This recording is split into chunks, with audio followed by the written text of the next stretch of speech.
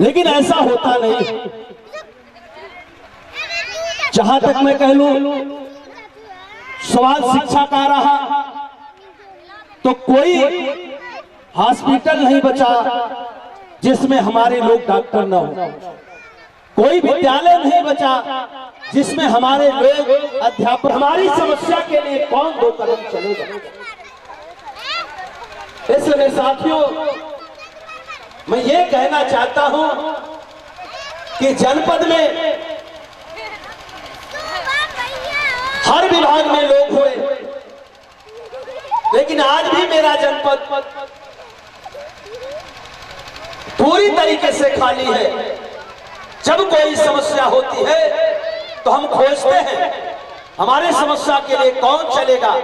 इसलिए मैं आप लोगों से कहना चाहता हूं कि जो बाबा साहब की जयंती आप मनाने का काम करते हैं, इसके साथ साथ एक बात का ख्याल जरूर आप लोग करें कि एक नेता की आवश्यकता है जो समाज की सेवा करने का काम करे, जो नेता ईमानदार हो। मैंने इसलिए इस सवाल को कहा कि लगातार हम लोग लगभग 15-16 साल से हम लोग भी यही बात बोलते बोलते थक गए। मेरे लोगों, बाबा साहब ने संविधान बनाया कि हमारे गरीब से गरीब लोगों की सेवा करने का अवसर मिले। हमने इसलिए कहा, हल्दी लगा और तीसरे दिन उसको गायब किया और गायब करने के बाद उसकी डेड बॉडी लाश मिली थी नहर पे। 4 घंटे हमने रोड जाम करने का काम किया था, आज तक उसका इंसाफ नहीं मिला। यही पूना पार गांव है। पूना पार गांव में 22 वर्ष के नौजवान की निर्मम हत्या करके लाश को पेड़ पे टांग दिया गया। हमने एसडीएम के आवास को, एसडीएम के ऑफिस को 5 घंटे तक घेर करके बैठा था। उसने आश्वासन दिया, लेकिन आज तक उस मर्डर का खुलासा नहीं हुआ। चिरैया कोट असलपुर गांव में मुन्ना राव बागी जो वर्तमान प्रधान तार ये हत्याएं हुई, जिसको लेकर के हम लोग लगातार लड़ते रहे, आज तक इसका खुलासा नहीं हुआ। यह बात जहां की तहां दब गई। और हम जयंती मनाने का काम जरूर करते हैं, जयंती मनाते हैं। ये जो इस जयंती को एक तरीके से हम मनोरंजन बना लिए हैं। इसलिए मैं कहना चाहता हूं कि मेरे लोग पुरस्कार दे करके इनको उत्साहित करने की जरूरत है, इनका उत्साहवर्धन करने की जरूरत है। जब आप कलम और कॉपी किताब बांटेंगे इन बच्चों को तो लगेगा कि बाबा साहब, इन बच्चों को भी ये लगेगा कि हमें पढ़ना लिखना बहुत ही जरूरी है। यदि ये बच्चे पढ़े लिखेंगे नहीं तो फिर आने वाले समय में जय भीम, जय भारत, जय भीम, जय भारत भीम करते हैं। हमारे आलोक मान साहब, जोगेश बाबू, सारे लोग आए हैं और आए मिशन की दुनिया में 2 मिनट का नोटिस दिया, क्योंकि और तब तक रुके तो 2 मिनट मिशन के लिए रुक जाइए।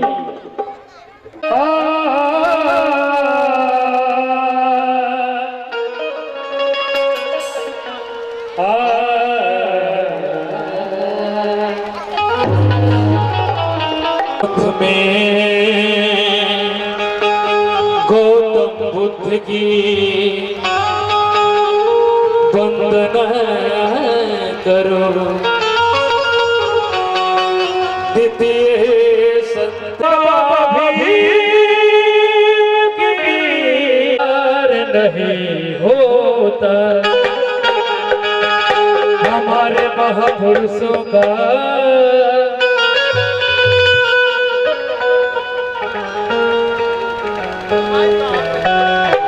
और रास्ते पे जे भी निवेदन है अंदर आ जाइए, जे भी निवेदन से भी रास्ते पे है।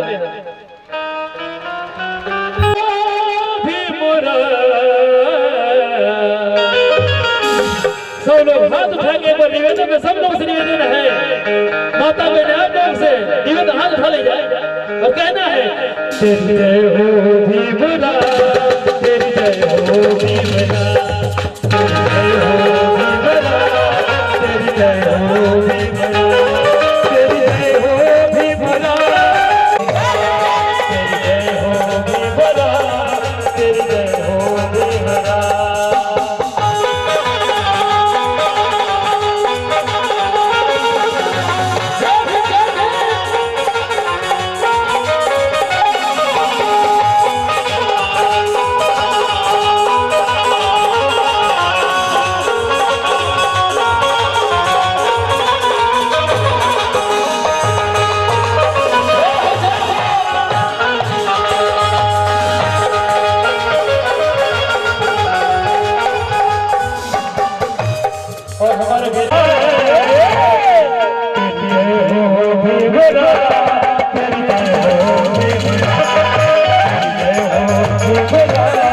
तेरी जय हो भीमराव, तेरी जय हो भीमराव, तेरी जय हो भीमराव, तेरी जय हो भीमराव, तेरी जय हो भीमराव, तेरी जय हो भीमराव, तेरी जय हो भीमराव, तेरी जय हो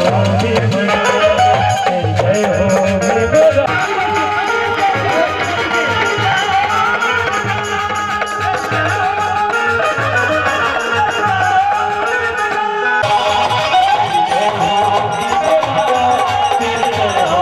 सबसे पहले करुणा के सागर तथागत गौतम बुद्ध जी के चरणों में श्रद्धा के सुमन अर्पित करते हुए आज हम जिस महान पुरुष की जयंती मनाने के लिए हर्षोल्लास से इकट्ठा हुए हैं, बाबा साहब डॉक्टर भीमराव अंबेडकर जी की जयंती पर हम सभी और सभी बहुजन समाज पार्टी के उपस्थित पदाधिकारी व शुभकामनाएं मैं दे रहा हूं।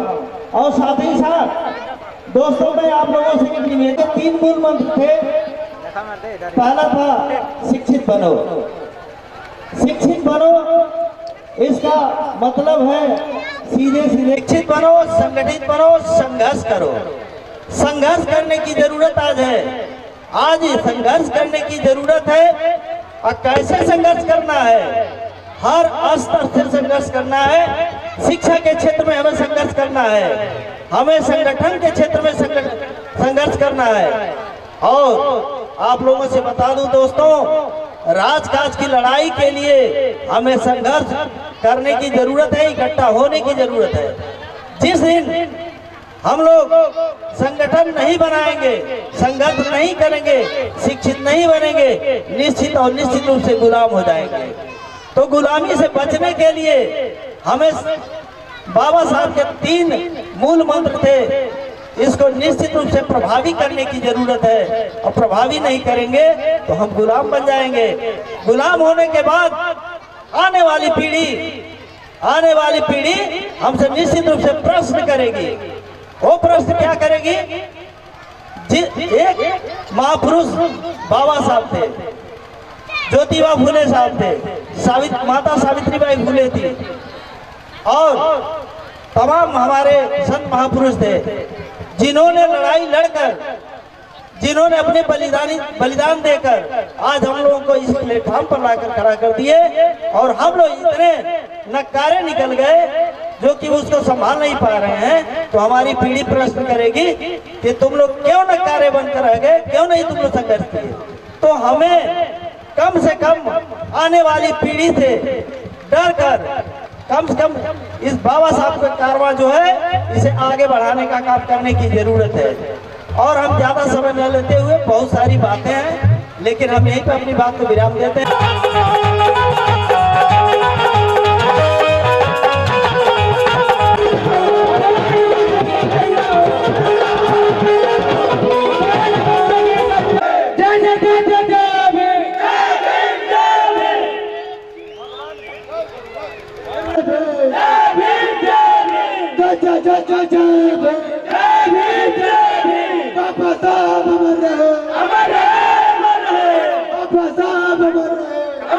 और इब्राहिमाबाद के जितने भी हमारे युवा साथी हैं, माता बहन दुनिया, हम चाहेंगे एक साथ मिलकर डांस करके अच्छा लगेगा।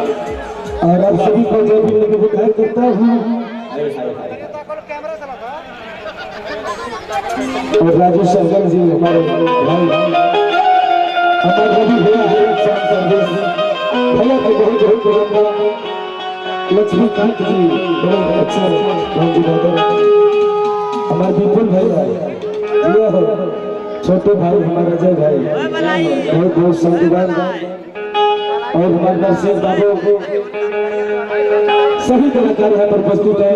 विजेता राय जी हमारे बीच उपस्थित है।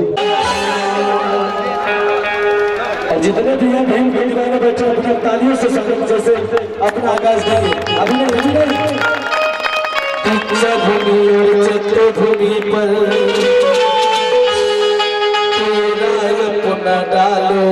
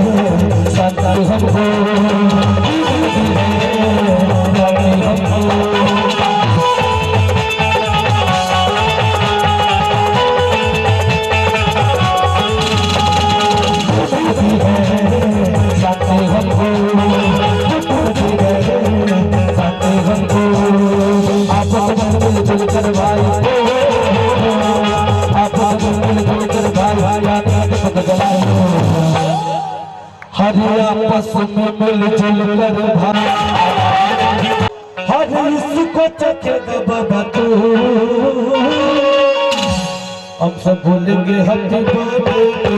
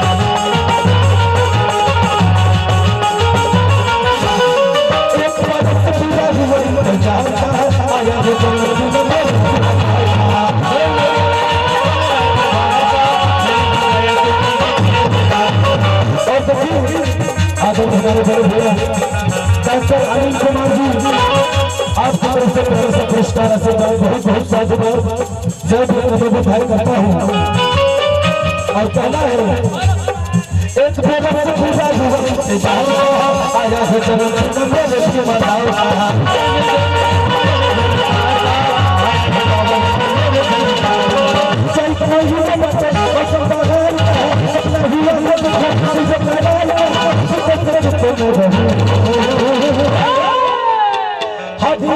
कैसे चुप में रहूं ताली और ताली बजा के दोनों हाथ उठा के माता बच्चा हम सब बोलेंगे और कहना है बाबा साहब हमसे उन्होंने कौन तो नहीं किया नौकरी करने का बहुत वीडियो है लेकिन कहना है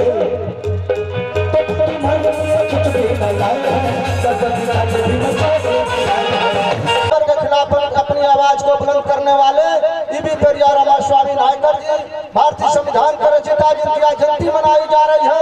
करोड़ों करोड़ों गरीबों दलितों शोषितों महिलाओं के मुक्तिदाता गांधी के प्राणदाता भारतीय संविधान के रचयिता विश्व रत्न भोज बाबा साहब डॉक्टर भीमराव अम्बेडकर जी के चरणों में नमन करते हुए आधुनिक भारत में सामाजिक परिवर्तन के महानायक Bahujan Samaj party dance BS4 के संस्थापक मानवर मसीहा कांसी राम साहब के चरणों में कोटि कोटि नमन करते हुए इस कार्यक्रम के आयोजक भाई संदीप कुमार छठ पंचायत सदस्य बहुजन समाज पार्टी के मंडल प्रभारी भाई ब्रजेश कुमार जी एवं आपके धरती के रहने वाले संतोष कुमार इंजीनियर साहब जो बरेली मंडल में बहुजन समाज पार्टी के मुख्य सेक्टर प्रभारी हैं, भाई बुधराम भारती जी जो बाम सब के संयोजक हैं, यहाँ के जिला पंचायत सदस्य भाई विनय कुमार जी, हरवंश जी, तमाम साथियों का भाई राजू सहकल जी, तमाम साथियों का हार्दिक अभिनंदन वंदन करते हुए मेरे सम्मानित साथियों की पक्षियों को दी नहीं व्यवस्था दूसरी थी साथियों और उस व्यवस्था के तहत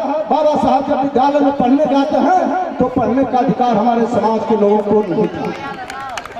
डॉक्टर भीमराव अम्बेडकर जी जब बाल्यावस्था में पढ़ने के लिए जाते हैं तो पढ़ने का अधिकार नहीं है था। बाबा साहब का एडमिशन उस शर्त पर होता है कि आप विद्यालय से बाहर पढ़ेंगे, अपने घर खाना खाएंगे, घर अपने पानी पिएंगे, स्कूल में खाने और पीने की व्यवस्था नहीं रहेगी साथियों। बाबा साहब उसी के समय अध्ययन कर रहे हैं, सारे बच्चे स्कूल के अंदर पढ़ रहे हैं, बाबा साहब स्कूल से बाहर पढ़ रहे थे। उसी समय एग्जाम आता है और बच्चों से सवाल करता है कि बच्चों यह बताओ कि दुनिया में कौन सी ऐसी चीज है जिसको देखा जा सकता है, छुआ नहीं जा सकता है। तमाम तो 20 मार्च 1927 को सर्वप्रथम बाबा साहब ने पानी के लिए संघर्ष किया और यावदा का जो चौधार तालाब था साथियों, अपने हजारों अनुयायियों को लेकर के बाबा साहब ने उस तालाब में पानी पीने का अधिकार दिलाया जिस तालाब में पशु पक्षी पानी पीते थे। गाय बैल पशु पक्षी पानी पीते थे, नहाते थे, लेकिन मेरे समाज के लोगों का उसमें पानी पीने का अधिकार नहीं था। बाबा साहब 20 मार्च 1927 को यावदा के चौधार तालाब में पानी पीने का अधिकार दिलाया और तब से हम साथी दी हुई कुर्बानी है। मेरे सम्मानित साथियों, बात को समेटते हुए चूंकि रंगारंग कार्यक्रम में जो मिशन के साथी लोग हैं आपको बात बताते हैं जा रहा है मेरे सम्मानित साथियों। हम सारे नौजवान जब भीम का नारा लगाते हैं, बाबा तेरा मिशन अधूरा, हम सब मिलकर करेंगे पूरा, सारे साथी नारा लगाते हैं। हमारे समाज की लड़कियां माताएं बहनें भी नारा लगाती हैं, लेकिन हम मिशन को कैसे पूरा करेंगे मेरे सम्मानित साथियों।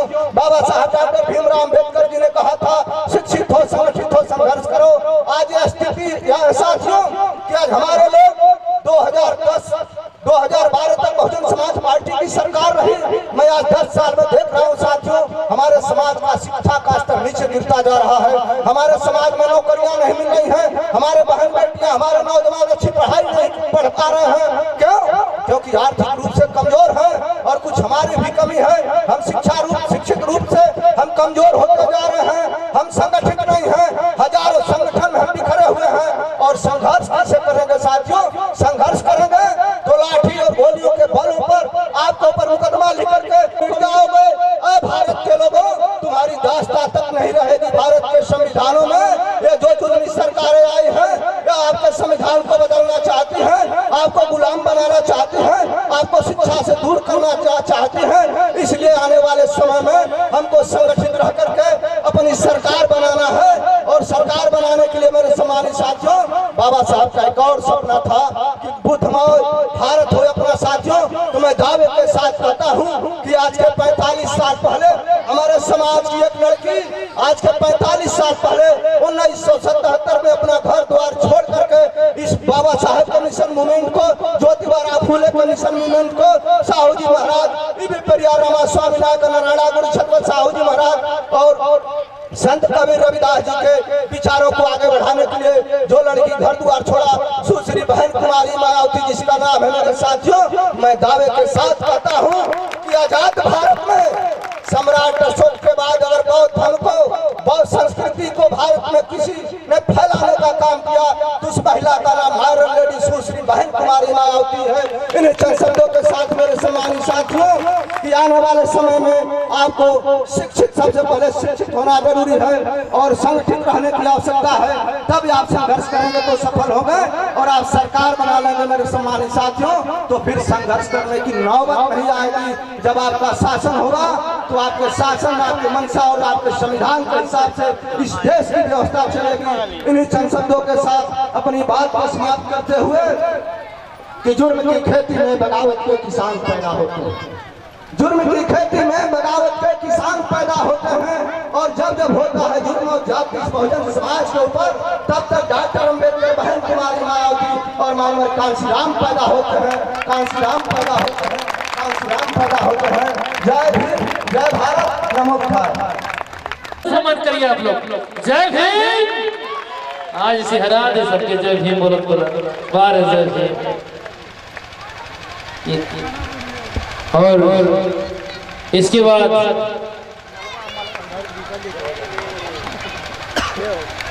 बाद एक गीत होगा, फिर हमारे चौधरी भीमराव भारती जी। इसके बाद कार्यक्रम लगातार चल। बाबू ना कहले भारती से बाबू लिखता, उम्र बढ़त दिया 50 साल होके वाली है ना, बिया ना भेल तो बबुए हो। और हमारे विनय भैया जोरदार ताली बजाएंगे विनय जी के।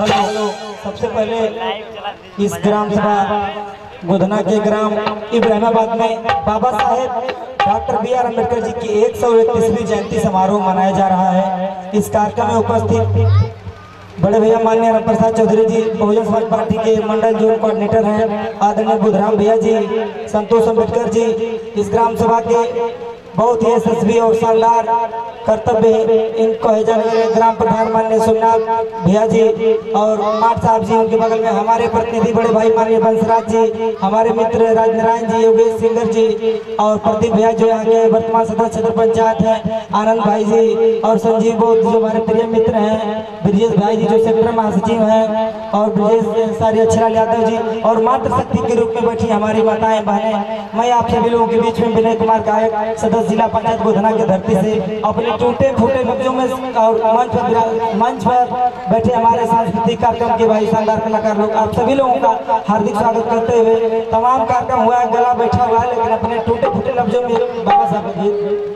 है। जुग पुरुष के भीम को 100 बार प्रणाम, सिखा गए जीना हमको साहेब काशी राम।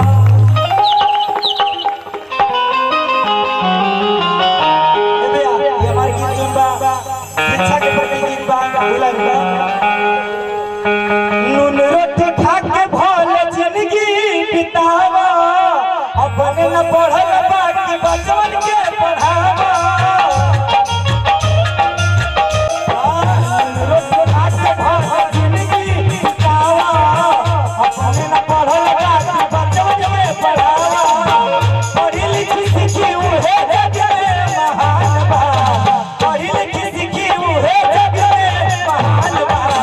पढ़ लिख बबुआ कलम में जान बा, पढ़ लिख बबुआ कलम में जान बा।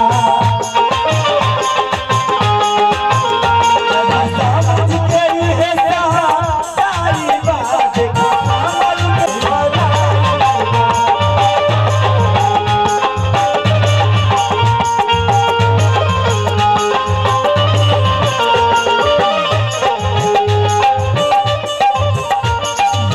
पढ़ लिख बबुआ कलम में जान बा।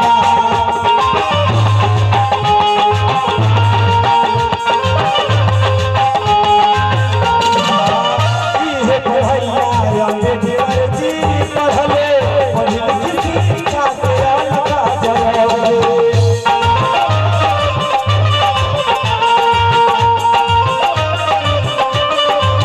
इहे पढ़ैया अम्बेडकर जी पढ़ले, पढ़ लिख शिक्षा के अलगा जरले। पढ़ लिख राजनीति देखो संविधान बा, पढ़ लिख राजनीति देखो संविधान बा। पढ़ लिख बबुआ कलम में जान बा, पढ़ लिख बबुआ।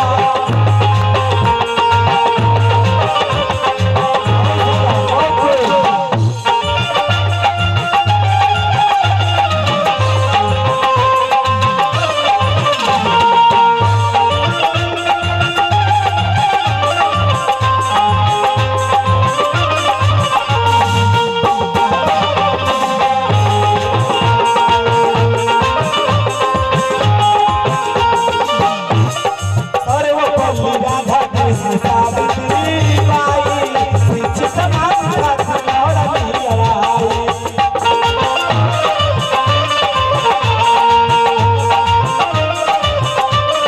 अरे वो पल्ली राधा कृष्ण सावित्री बाई, शिक्षित समाज खातिर लड़ती लड़ाई। शिक्षक गुण गावे देवा पुराण बा, शिक्षक गुण गावे देवा पुराण बा। पढ़ लिख बबुआ कलम में जान बा।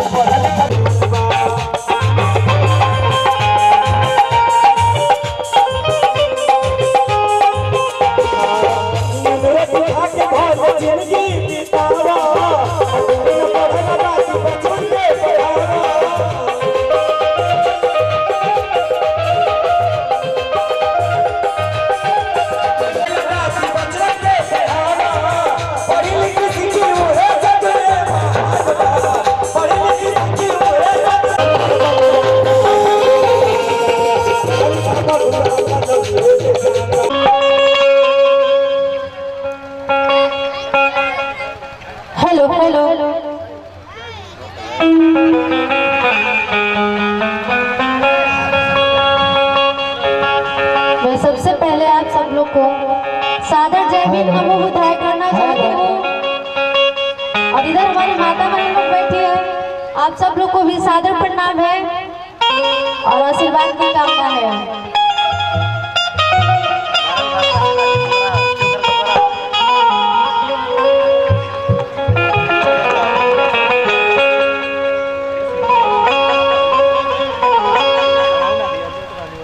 आप लोग एक बार नारा बोल दीजिएगा,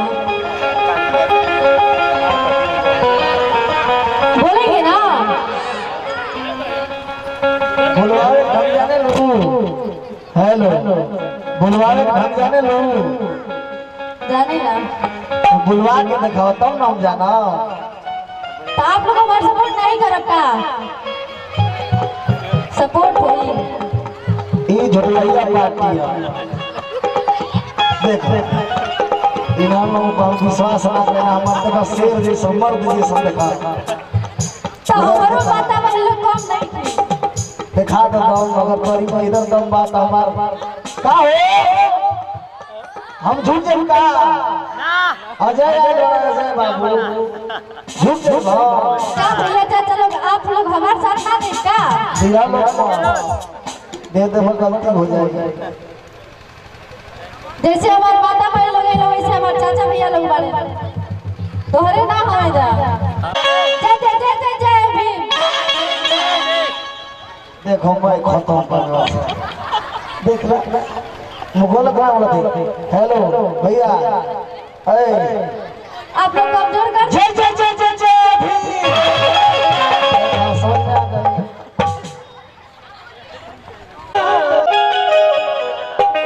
अरे सखी की प्यार का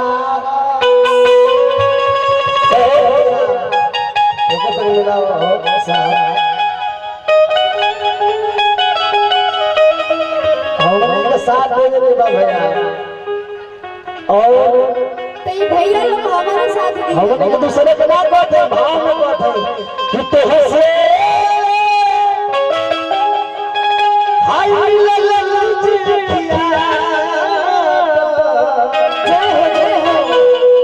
अरे झलली प्यार कि तो बातें जिंदगिया में कि जनली की यार का कि तो हंसे हाय ललजिया बुझली प्यार का। एक बार सबसे हाथ जोड़ के जय बाबा आप लोग हमारा को देख लो एडवोकेट नीलम सब कुशवाहा का प्रचार चाहने वाला बड़ा सेलिब्रिटी के ले जाओ। लेकिन चलिए हमनी का चुनाव हार गए, हिम्मत थोड़ी हार जा। क्या बात है, क्या बात है। चुनाव हार गए, हमनी का हिम्मत थोड़ी हार जा। हमनी का हाथ जीत जाए, हार जो हाथ जीत जाए। सही है ना? लेकिन कोई मन से बोले के बाद जय जय जय जय जय भीम, जय जय जय जय जय भीम। ए भैया हम विकलांग से विकलांग ना कहना।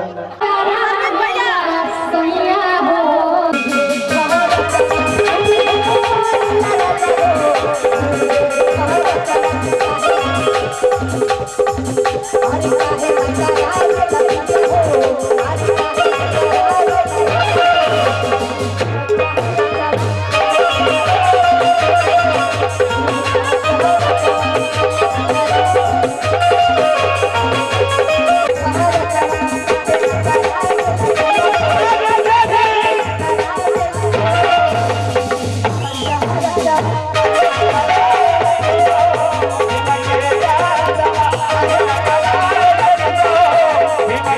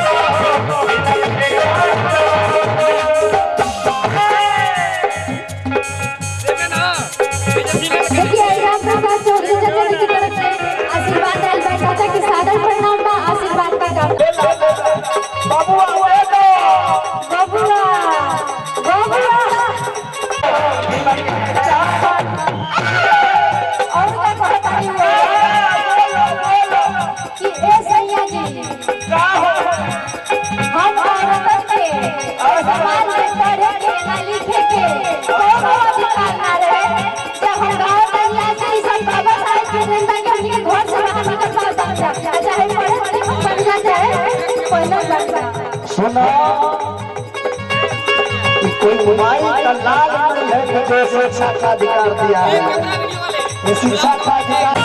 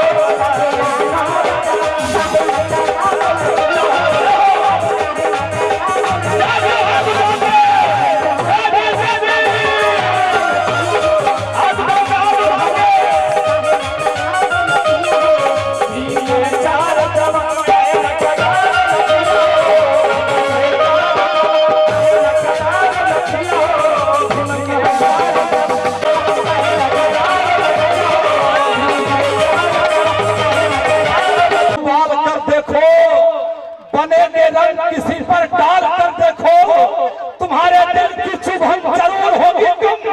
किसी के पांव से कांटा निकाल कर देखो, किसी के पांव से कांटा निकाल कर देखो। करुणा प्रेम सत्य हिंसा का संदेश देने वाले तथागत भगवान गौतम बुद्ध समाज एक बार चाहे भैया के जो नाम ताली हो जाए। क्या बात है दोस्तों। सामाजिक क्रांति के पितामह महात्मा ज्योतिबा फूले, आरक्षण के जनक छत्रपति साहू जी महाराज, सामाजिक क्रांति के अग्रदूत नारायण गुरु, स्वाभिमान आंदोलन के जनक बीबी पेरियार रामास्वामी नायकर, दुनिया में मानवता का संदेश देने वाले परम पूज्य बोधिसत्व बाबा साहब डॉक्टर बी.आर. अम्बेडकर, वाम संघीय बहुजन समाज पार्टी के संस्थापक, सामाजिक परिवर्तन के महानायक मान्यवर कांसी राम साहब सहित कोऑर्डिनेटर आदरणीय परम श्रद्धेय परम सम्मानित राम प्रसाद चौधरी जी, बहुजन समाज पार्टी के सम्मानित आदरणीय परम श्रद्धेय परम सम्मानित जिला बरेली के जिला प्रभारी आदरणीय संतोष राव अम्बेडकर जी, हमारे प्रधान रविंदर जी, बहुजन समाज पार्टी के सेक्टर अध्यक्ष और क्षेत्र पंचायत सदस्य काम करने का काम किया था। इसलिए अपने माँ बहनों से मैं बताना चाहता हूँ कि मेरी माँ बहन, अगर 2 मिनट हमारे तरफ ध्यान आकर्षित करेंगी तो समझ में आ जाएगा कि बाबा साहब का साथ माता रमाबाई ने कैसे दिया था। जब बाबा साहब डॉक्टर अम्बेडकर भारत में पढ़ने के बाद गंगाधर, तीसरे बेटे का नाम है रमेश, चौथे नंबर पर एक बेटी है जिसका नाम है इंदू, और 5वें बेटा है जिसका नाम मैंने बताया गंगाधर। गंगाधर की तबीयत खराब होती है। माता रमाबाई छोटे छोटे डॉक्टरों के यहाँ ले जाकर इलाज कराती हैं। 1 दिन, 2 दिन, 4 दिन, 1 सप्ताह इलाज कराया। डॉक्टर ने बोला कि माता रमाबाई, हमारे बस की बात नहीं है, इस बच्चे को गंभीर बीमारी हो गई है, इसे बड़े हॉस्पिटल की जरूरत है। माता रमाबाई ने सोचा कि जब हमें नहीं मिला, स्थिति ये बनी कि बेटा गंभीर होता गया और एक दिन इस दुनिया को छोड़कर चला गया। माता रमाबाई के कलेजा फटने लगा। सोची कि बाबा साहब को मैं पत्र लिखूंगी, लेकिन अपने कलेजे पर पत्थर रख करके माता रमाबाई ने सोचा कि अगर मैं बाबा साहब को पत्र लिखूंगी तो उनकी पढ़ाई अधूरी रह जाएगी, उनका सपना अधूरा रह जाएगा। माता रमाबाई ने अपने कलेजे को दबा करके उस बात को बाबा साहब को नहीं बताया, पत्र नहीं कि बाबा साहब मैं बहुत दुखी हूँ। साथियों, आपको बताना चाहता हूँ, जब पत्र मिला बाबा साहब को घर आने के लिए उनके पास किराए का वाले हैं। बाबा साहब का जो सबसे छोटा बेटा, जिसे बाबा साहब बहुत त्याग रखते थे, भाई को बड़ी चिंता है, वो लेकर भाग रहे हैं इधर हॉस्पिटल में कि ऐसा न हो, आपका सबसे दुलारा बेटा है, अगर यह दुनिया को छोड़कर चला जाएगा तो मैं बाबा साहब को कैसे नहीं। इलाज करा रही है, डॉक्टर उसको भी वही बोल रहा है गंभीर बीमारी है। फिर गाँव में घूम घूम कर सबके यहाँ कर्जा मांग रही है। उसी दिन वो भी बच्चा इस दुनिया को छोड़कर चला गया। माता रमाबाई का रोते रोते हाल बेहाल है। जैसे हम आप इकट्ठा हैं, गांव के लोग इकट्ठा होते हैं। मेरे साथियों, बाबा साहब की आत्मा खुद बाबा साहब को धिक्कार रही है। डॉक्टर अम्बेडकर, तुम तो भारत को बदलने की बात करते थे ना, तुम तो जो है इस दुनिया को बदलने की बात करते थे, दुनिया के दलितों, शोषितों, पीड़ितों की को बदलने की बात करते थे। आज जब तुम टूट जाओगे तो दुनिया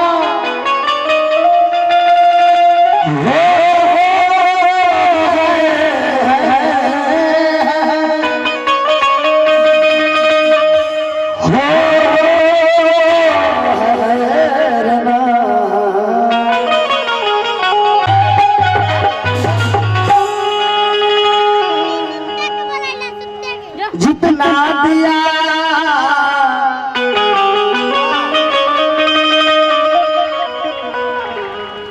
जितना दिया जितना बेवजू बहुत और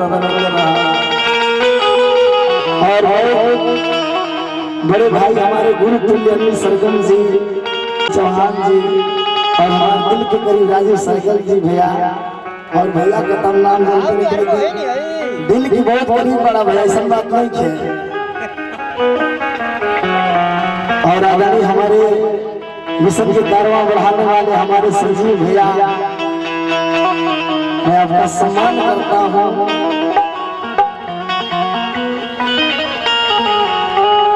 जितना दिया सरकार ने मुझको उतनी मेरी औकात नहीं।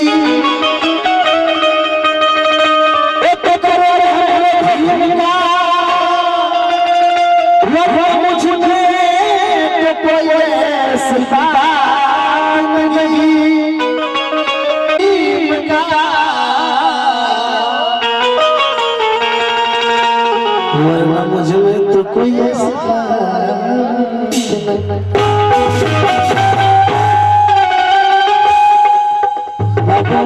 एक सेकंड लगा लाता, एक लगा ला, सबसे हाथ जोड़ के विनती में हमारे पार्टी तो हारा ले लगे, हमारे हिम्मत ना हारा बनी जा, लेकिन ना हारा भैया एक बार जय भीम बोल बोल एक बार तक मनो खुश हो जाएगा। जय जय जय जय जय भीम, जय जय जय जय जय भीम। ए चाचा जी, हेलो, ए लोगवा अरे कोई हसान हमार अरे कर गाए गौवा के लोगवा अरे टूटे नाही बिहार साहेब के सपनवा ए गौवा के लोगवा हर दलित खातिर हर गरीब परिवार का दिक्कत दिलस क्यों कमाई के लाल कोनो पार्टी ना कर पाई अरे एक हसान हमार अरे बड़ी गाय हमार भैया टूट नहीं दिला बहन जी के सपनमा ए हमार भैया हमने लोग घर में बैठ के सोचता है कि हमारे बहन चोर बाली लेकिन जब हमन के सामने फोन से वीडियो कॉल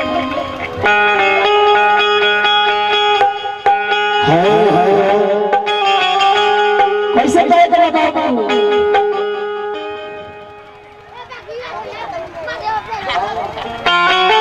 पहली बार दिक्कत होला है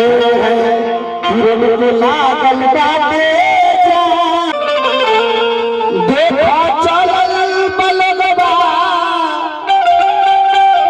अरे साजी के विमान से अरे भारत रत्न महान के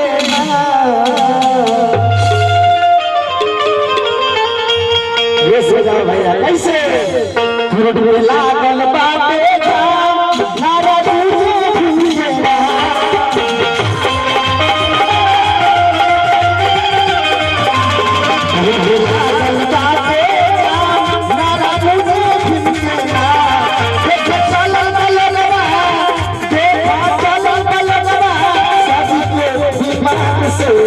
भारत रत्न महान के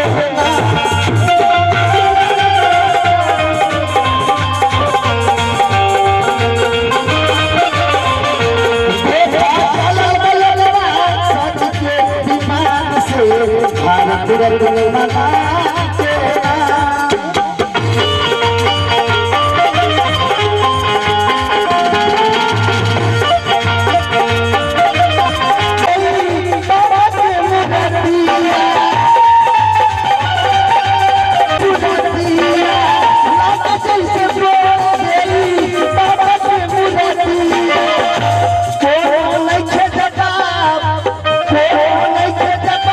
हमारा अभिमान के भारत रत्न महान के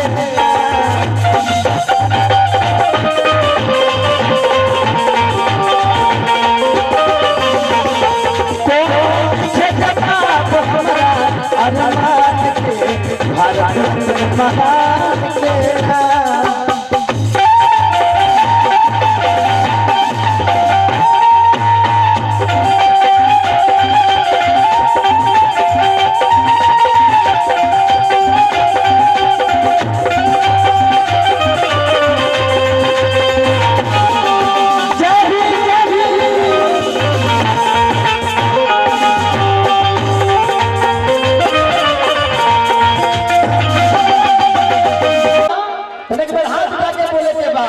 अरे तुझे काली माई के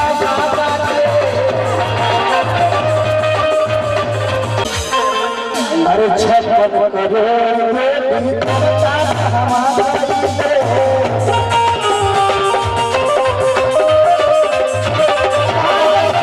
अरे सोना चांदी अरे जब पली एगो लड़का है मोबाइल चुरा ले तो कोई से मेला नकवा दे अब पे बुलाई पिया ने मेला लगवाई लेकिन कहां गई समैया अरे सोना चांदी ले आना दे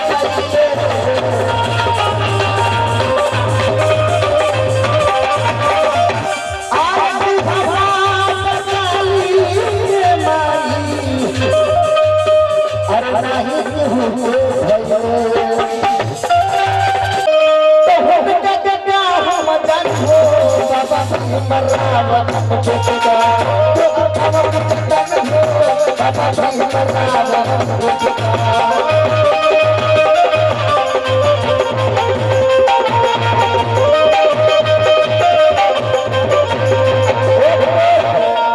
एक ताली बजा के अरे हमर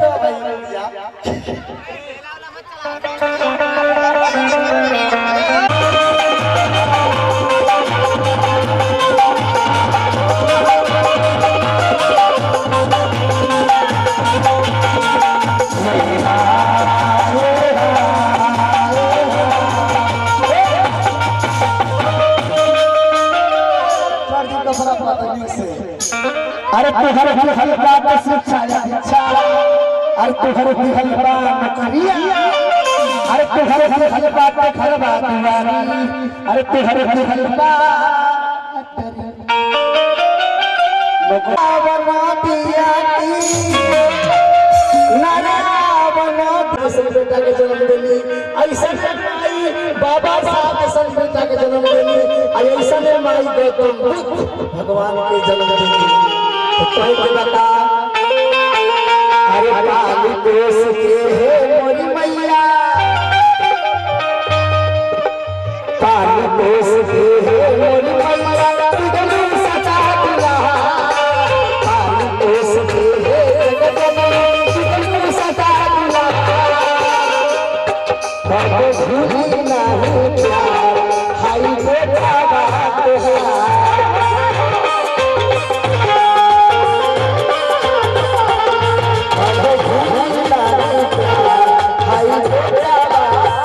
मैं यहाँ पैसा कमाने क्यों कहल की अरे मेरे बार बार मजलिस होगा लगेगा तो सही बात है मैं गाने नहीं आया हूँ प्रदीप भैया अगर मैं गाना होता पैसा कमाना होता तो बहुत से ऑप्शन है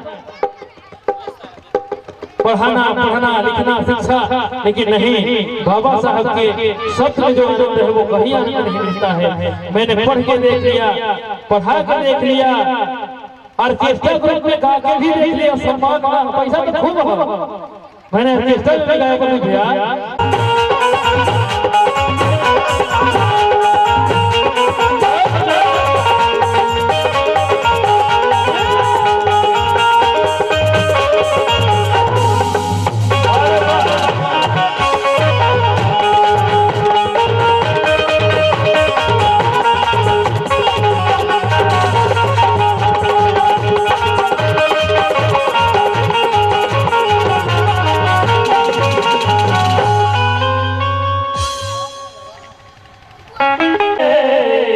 कभी सेठ नहीं होता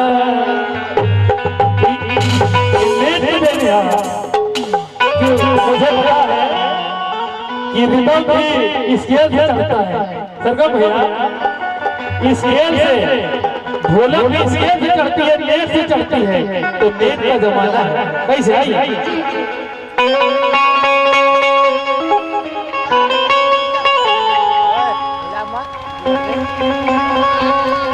देखिए भाई हमारे माता बहन लोग बैठे वाले लोग ये नहीं भक्ति से सब जाना है तो जान ले कैसे कैसे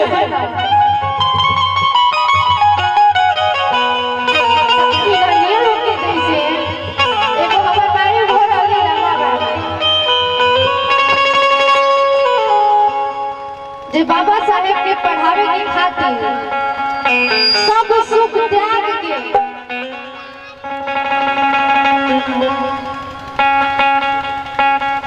सब सुख त्याग के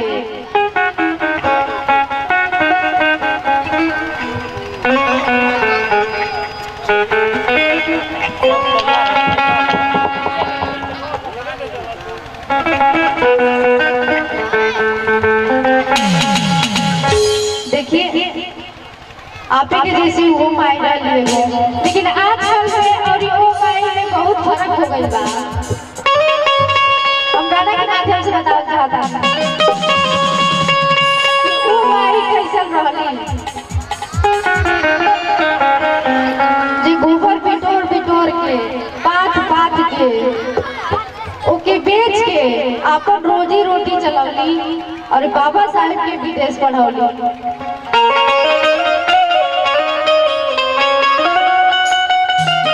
भैया का तो कोनो जमाना गलती पे नहीं लाल दे दे भैया मुर्गा में भैया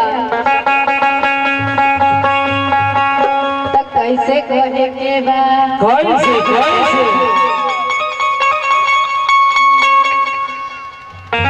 रमाबाई पाती पाती गोइठवा रमाबाई पाती पाती गोइठवा ई बके की गजवा पढ़ावली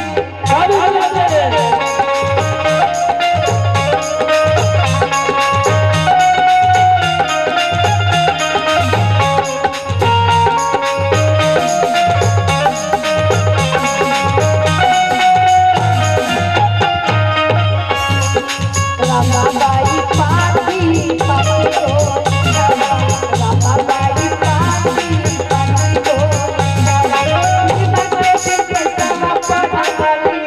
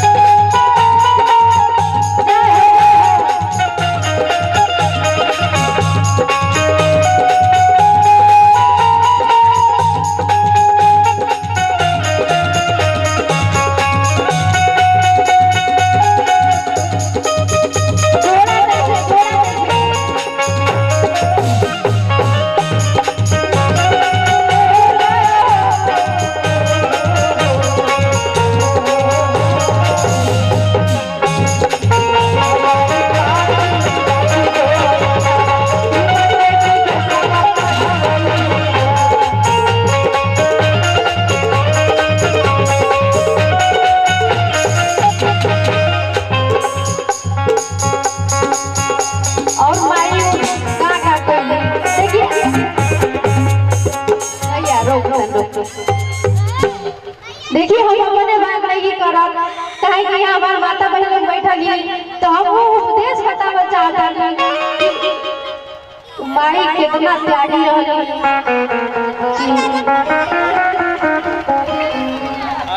भैया भैया रुक जा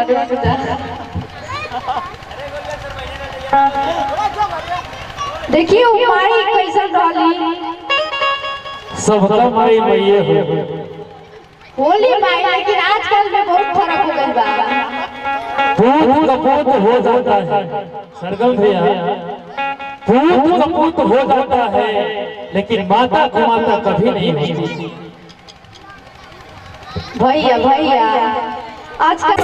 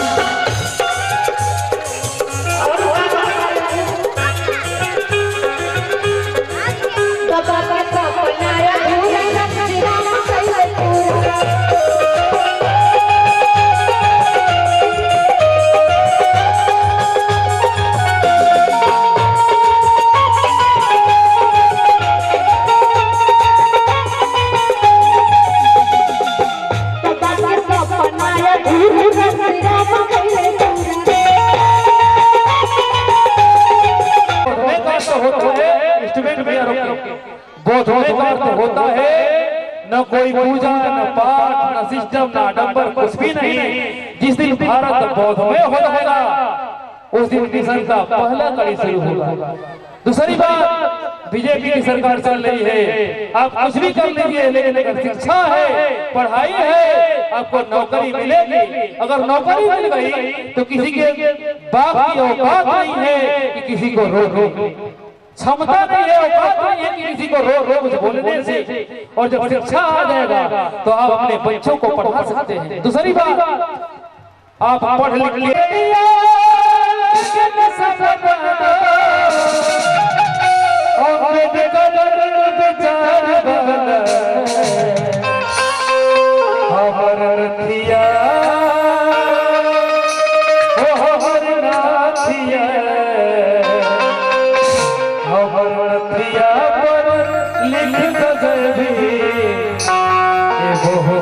के प्यार वाला।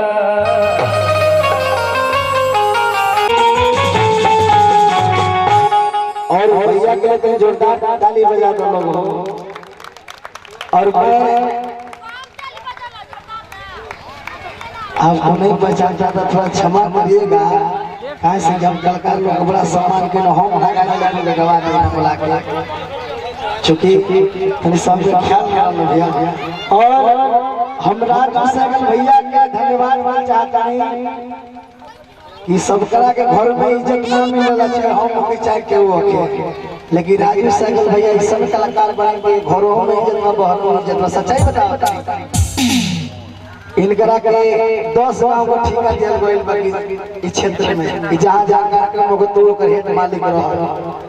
लेकिन हम वादा करता है कि जब हमारे कार्यक्रम मिली इस क्षेत्र में ओकर मालिक आप ही रहो भैया, आप ही कुछ सोने दिल खुश होई।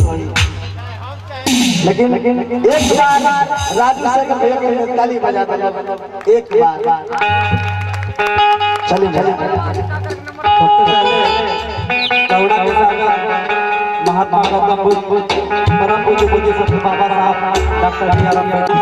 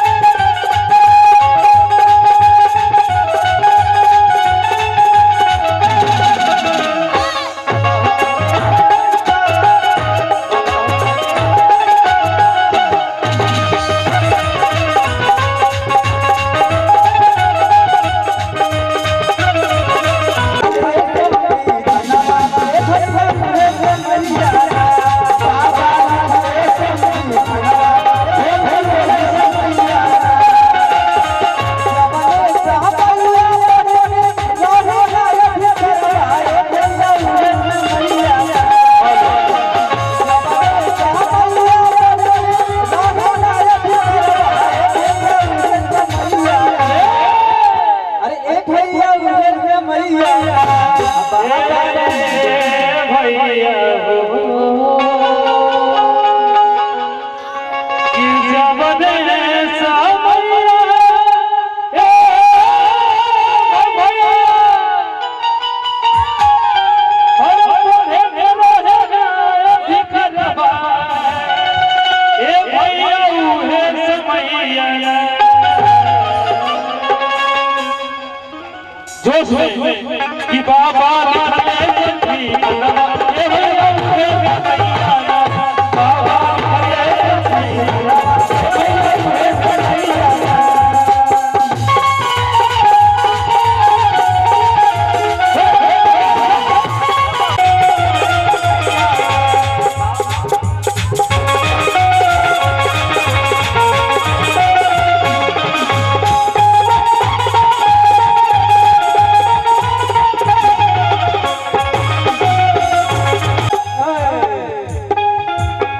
जयंती में एगो और पति से गीत के माध्यम से कार्यक्रम बा ए भैया लोग एगो मलवा दे दलो ना यहाँ काम बा कि फिर जयंती बाला हमार बलम आके के ले आवा जाके बाजार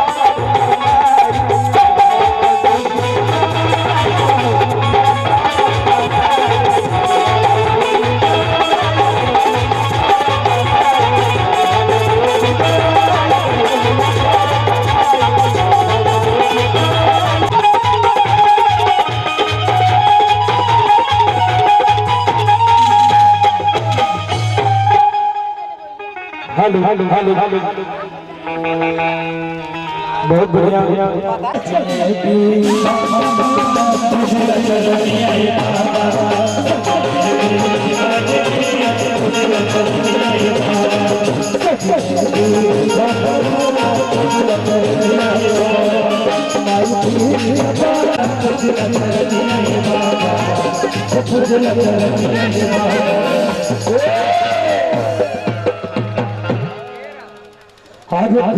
चरनी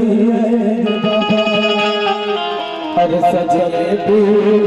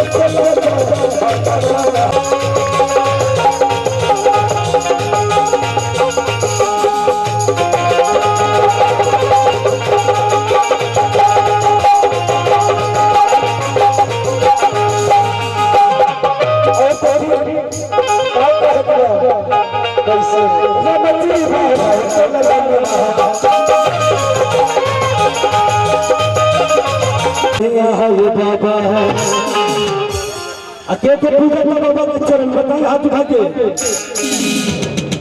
सजे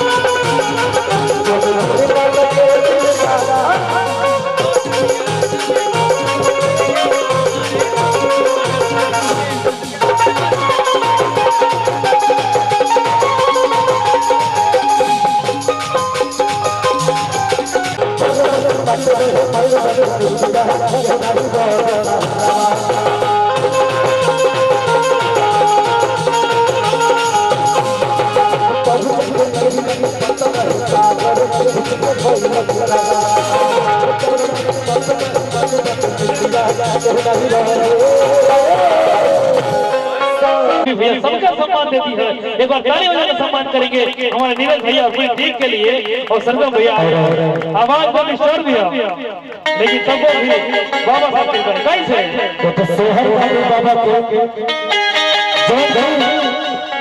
जौन पे हम अपने पैसे में गए रहे 2018 झूला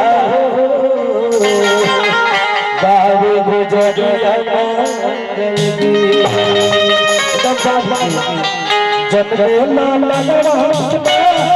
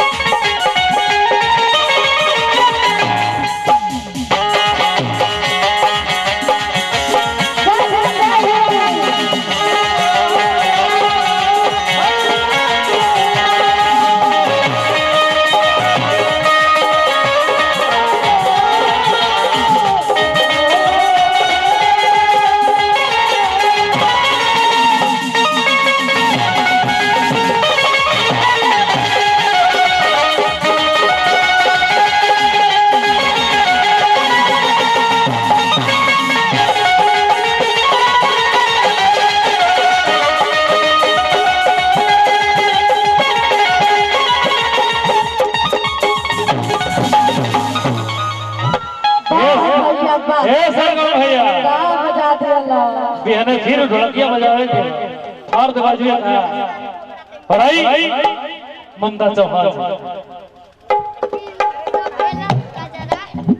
कम टाइम लेके अच्छा से खूबसूरत सी बिहाने क्या बात है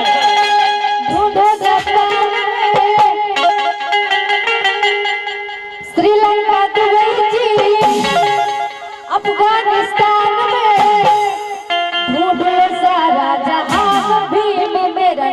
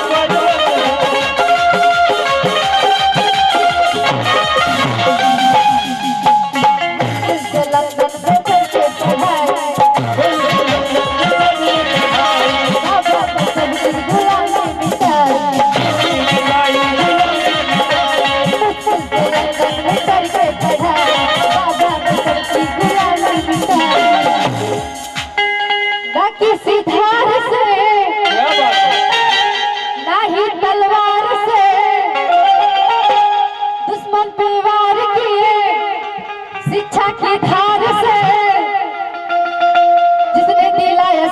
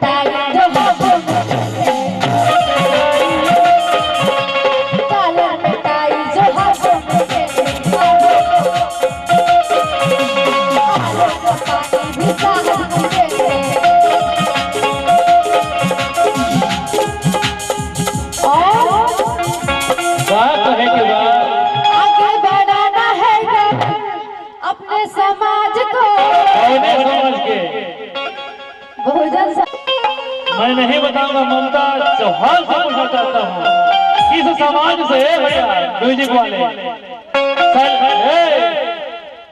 ए बाबू तनी ब्रेक करके किस समाज से बता दीजिए। बहुजन समाज। बहुजन समाज का मतलब बाबा भीम का समाज। बाबा भीम का समाज बाहर बाबा भीम ने तो सबके लिए लिख दिया, लेकिन हमारा समाज 85% का समाज SC ST OBC माइनॉरिटी पूरा समाज मिलके एक साथ बहुजन बनाया। बहुजन होता है बहुजन कहना है इतिहास को दिलाया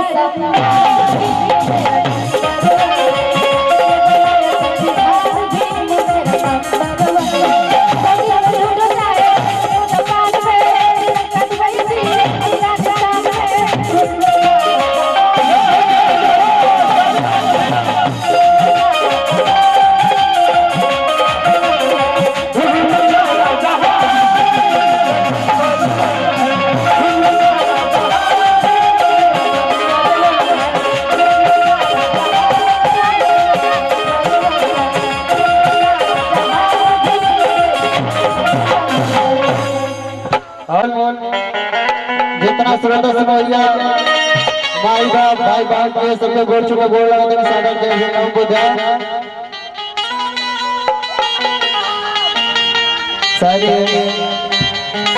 कलम उठाए लफ्ज नहीं मिलता, जो सच खोज रहे सच नहीं मिलता। अरे कलम उठाए लफ्ज नहीं मिलता, जिस शख्स को खोज रहे वो सच नहीं मिलता। अरे आप लोग फिरते हैं जमाने की तलाश में, फिर पंकज अनमोल के लिए आप लोग को वक्त नहीं मिलता।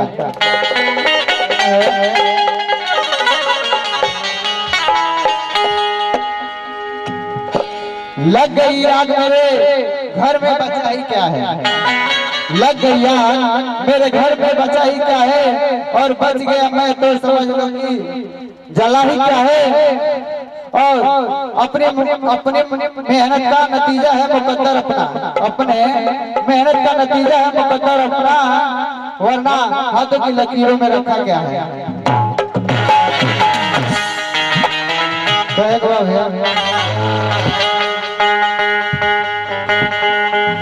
यार घूम घूम करेला पिया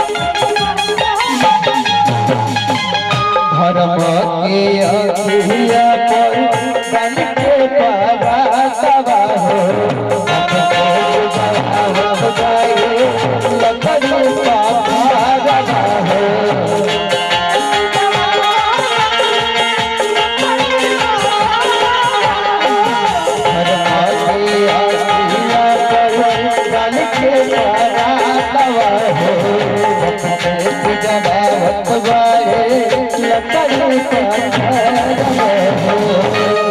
दिया सच साच कही जब काहे लागल मारसबा और सच सच कही